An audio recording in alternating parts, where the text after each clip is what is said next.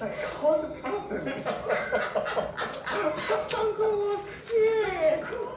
I have never seen his face like that. Good evening.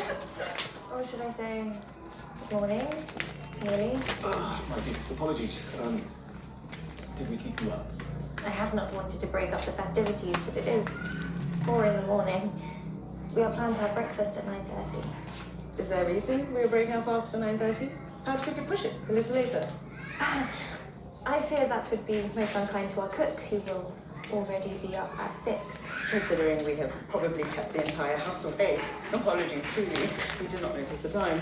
Perhaps we could give everyone the morning off and find some fruits and bread ourselves. We used to plunder the kitchen all the time when we were children. Yes. It was great fun. I do not wish to do that. Well, let us keep to our usual time. And we will come to bed now.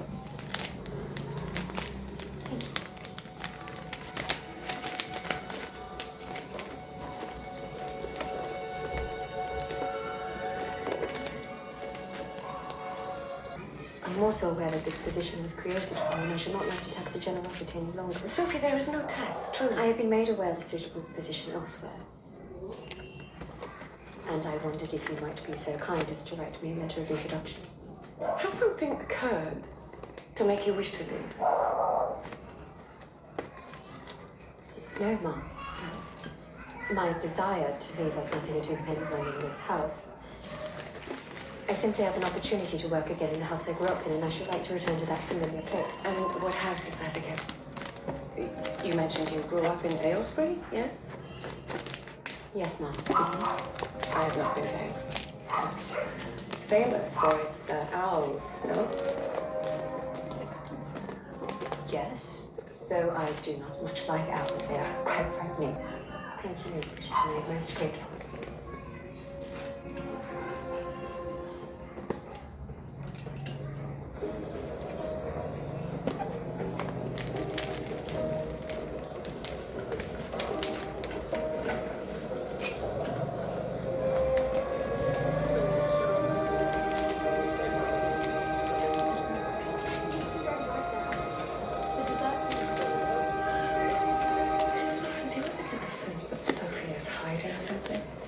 Do you think she's taking advantage somehow? No, the opposite. I wonder if her history is less lowly than she admits. With her education, her manner of speaking. Sometimes governesses turn out to be the runaway daughters of nobility, do they not? Governesses, yes, but I've never met a maid of noble origins. Shall I make inquiries? Oh, please. She mentioned that she was from Aylesbury, but when I mentioned the famous owls, she was unruffled. Aylesbury is famous for its doves. Exactly. Well, Mrs. Wilson, would you mind extending an invitation to Lord Anderson for the recital? I think it is time he come around. Of course not.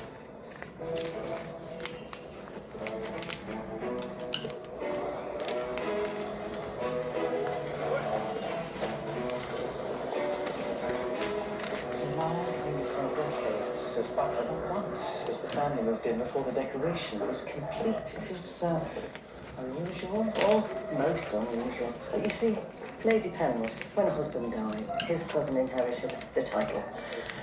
The new Lord Penwood prefers the country, so he let our ladyship stay at Penwood House in London all these years.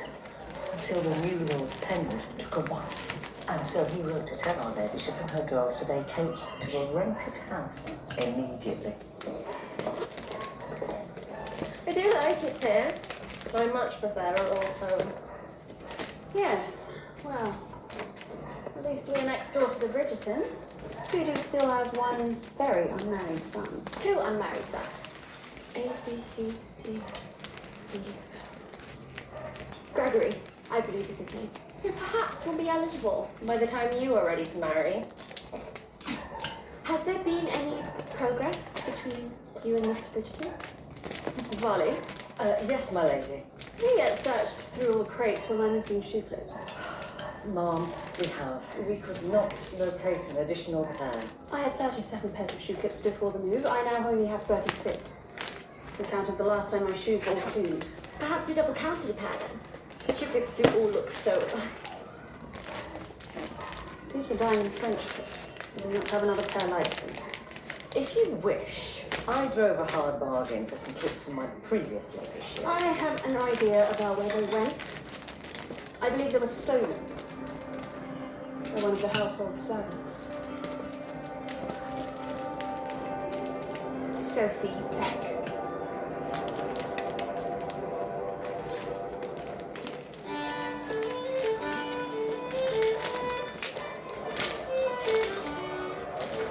I cannot go back on the marriage master, but I cannot avoid it if she will not speak to me, and it seems she will not speak to me if it is about anything other than the marriage mart. Perhaps we should introduce Hyacinth to John's cousin. I don't want to tire her out. Sterling is certainly tiring me out.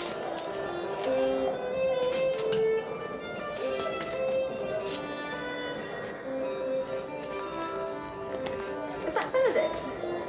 Ah, yes. He sent for me. But now I have run to you, so he will have to make do with the two of us. Eloise, Francesca, and Sophie. Good day. Shall we walk? In fact, I wish to speak with Eloise. I've been thinking how we might get you back into Hyacinth's good graces. Have you? I believe the answer is a feather. A feather? You know, she was always trying to steal both of your presentation feathers. I thought we could send you into the shop to purchase her one of her own. Well, how's that? Is that truly your idea? No, I had hatched asked Mrs. Wilson, but it is a good one, is it not? You two go on ahead and keep Sophie covered. But I do not... Surely your heart will guide you to select the correct one. If not, Francesca has exquisite taste.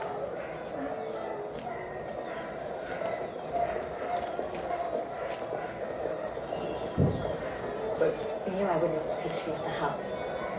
You made Miss Bridgerton your pawn in order to see me. Forgive me. I had to see you. You did not answer my letter. Because I do not wish to see You you. did not answer my letter, and I understand why. When we were in the stairwell, I was thinking about the moment. Yes, I understand. We were both carried away. No. Is that all it was to you?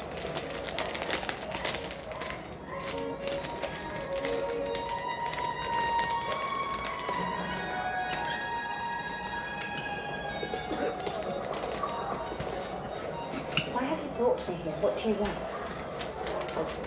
I had hoped for an answer. To whether or not I will be a mistress.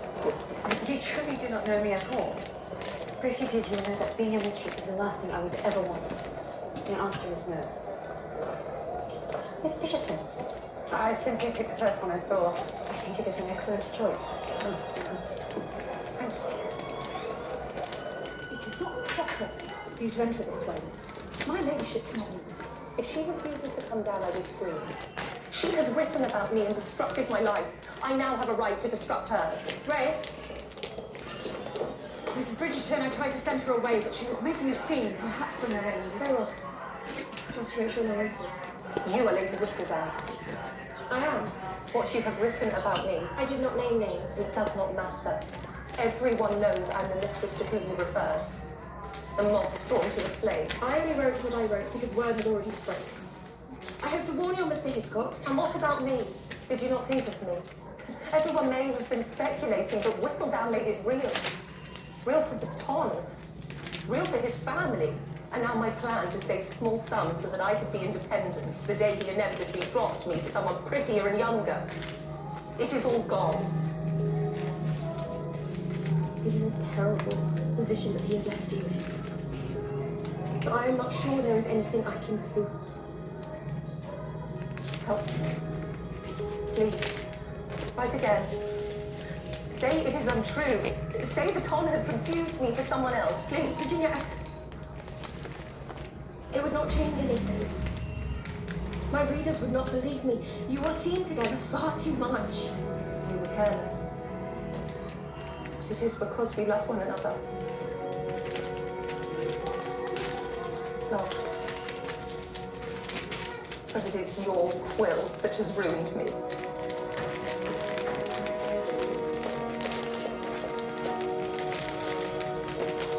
It's unsurprising you are not feeling your best.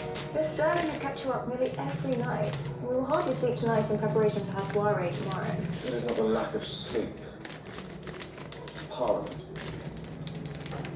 You know, I enjoy Michaela immensely. She has always brought out a certain lightness in me. A lightness which I could use at the moment. Because of Parliament.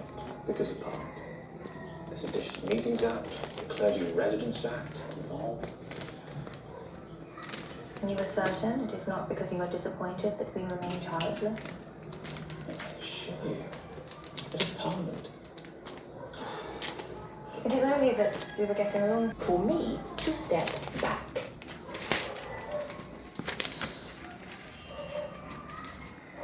If you did have an invitation to Miss Hyacinth's recital. He has not had a single dart yet. Well, we all have to start somewhere.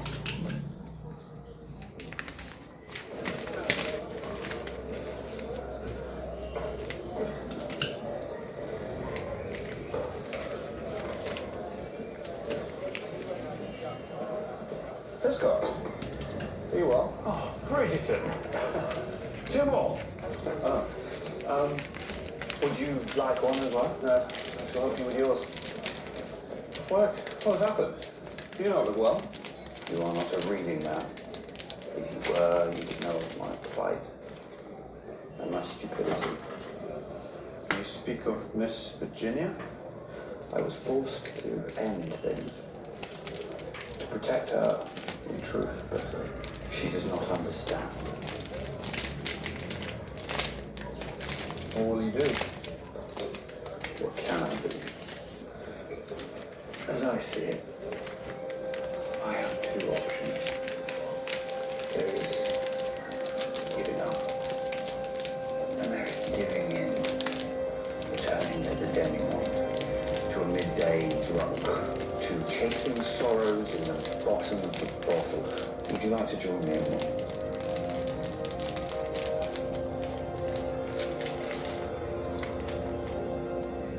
Not just yet.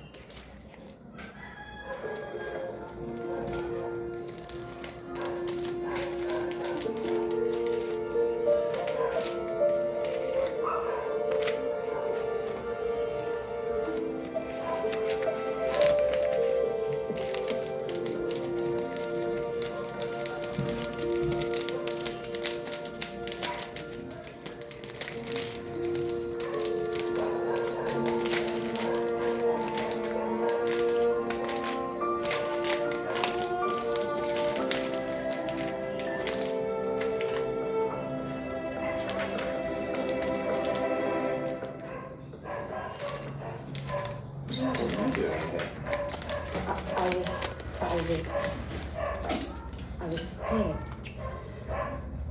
And you? I was around the corner, and I could not stand the thought of passing by without seeing you.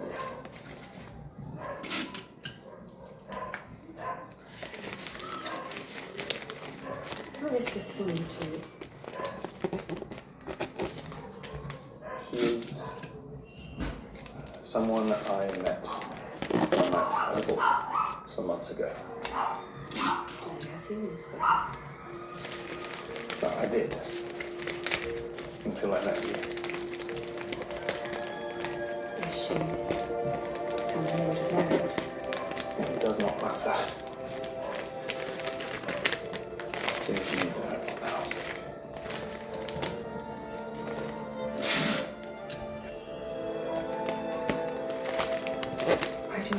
suitable to kiss? Because you are irresistible. But why is it suitable? Why was it suitable to kiss me by the lake or in the stairwell? Would you have found it suitable to kiss the lady that you met at that ball? Or would you have been a gentleman and refused to rule her? Would you have asked her to be your mistress? Do you truly understand what you're asking me with that question? You are asking me to relinquish my virtue, my dignity, my self-respect, all to be reduced to a glorified courtesan who will never be able to marry. I may not be as high as a lady, but I refuse to be that low. As a maid, I am respectable. I am necessary, and now here you stand attempting to rob me of that too, and for what? Tell me, please, for what? I apologise. Forgive me. I will go. I